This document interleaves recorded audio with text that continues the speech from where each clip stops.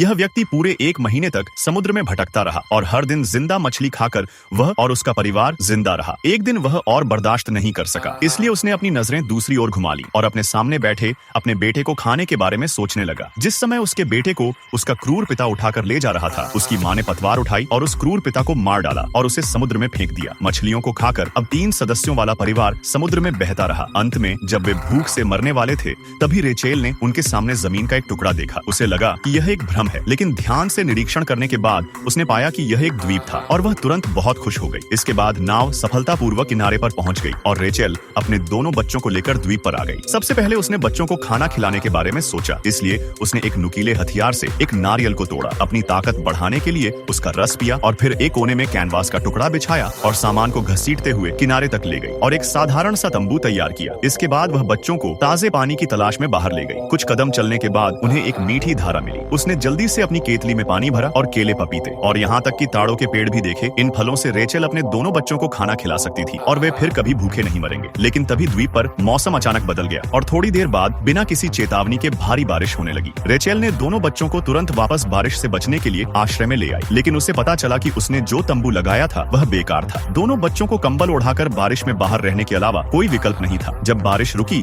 तो उनका तंबू बिखरा हुआ था और रेचेल को पता था कि उन्हें एक नया आश्रय बनाना होगा। तभी उसके लड़के ने अचानक माँ पुकारा। उसने पीछे मुड़कर देखा तो उस वीरान द्वीप पर एक छोटा लकड़ी का घर था। वह तुरंत खुशी खुशी लकड़ी के घर पर चढ़ गई